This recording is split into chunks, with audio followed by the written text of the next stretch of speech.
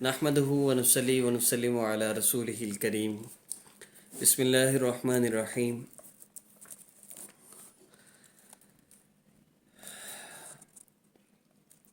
حضرت یعقوب بن سفیان سے مروی ہے، اللہ تعالیٰ نے حضرت عیسیٰ علیہ السلام کو وحی فرمائی کہ آپ اہل سوران کو واضح بتلا دیجئے کہ بلا شبہ میں حق ذات ہوں، برتر ہوں، میں نے کبھی فنا نہیں ہونا۔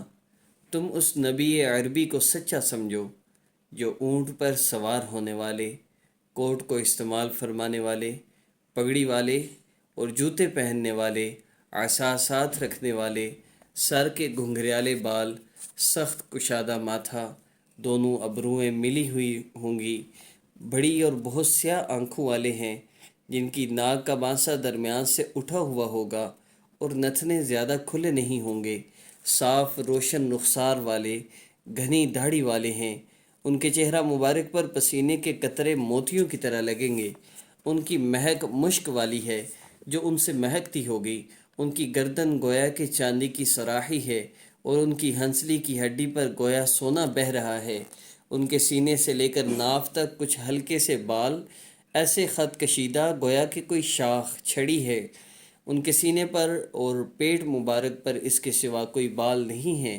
ہتھیلی اور قدم مبارک پر گوشت ہیں، جب لوگوں کے ساتھ مل جل کر چلتے ہیں تو اپنے رعب کی وجہ سے لوگوں پر چھائے رہتے ہیں، جب چلتے ہیں تو گویا کہ چٹان پر سے قدم اکھاڑ اکھاڑ کر رکھے جا رہے ہیں اور آگے کو جھک کر چل رہے ہوں اور ڈھلان کی طرف اتر رہے ہیں۔ آپ صلی اللہ علیہ وسلم کی اولاد بہت کم ہوگی۔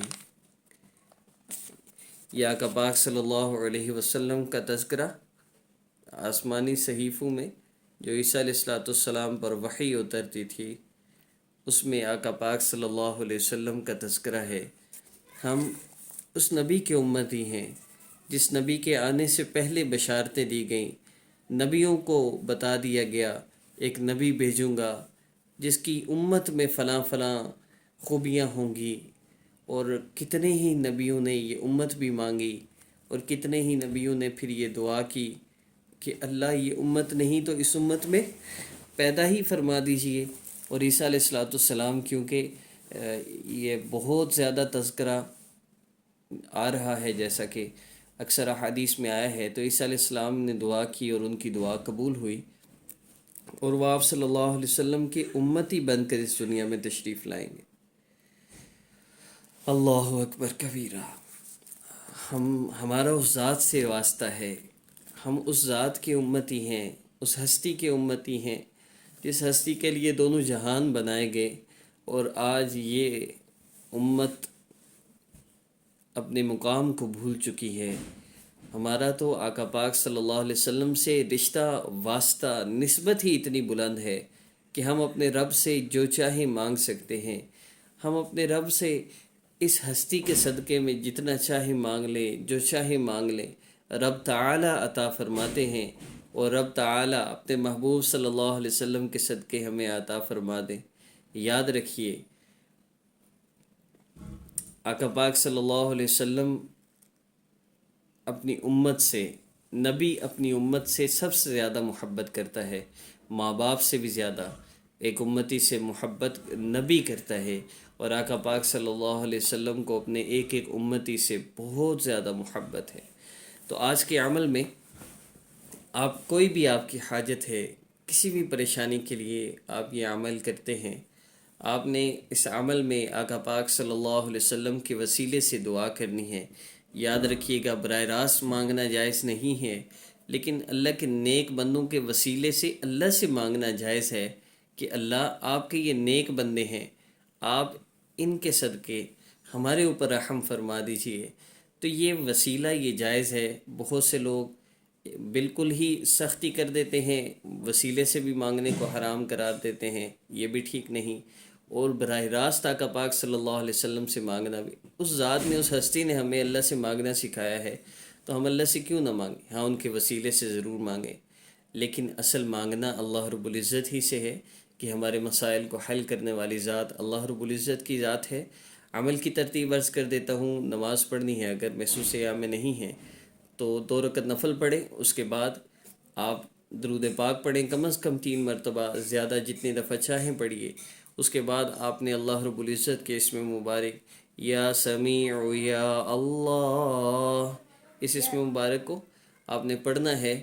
اس کا ذکر کر لیں، 11 مرتبہ کم از کم ہے، 70 مرتبہ زیادہ سے زیادہ آپ اس کو پڑھ لیجیے۔ 70 مرتبہ پڑھ لیں، اس کے بعد دعا کریں۔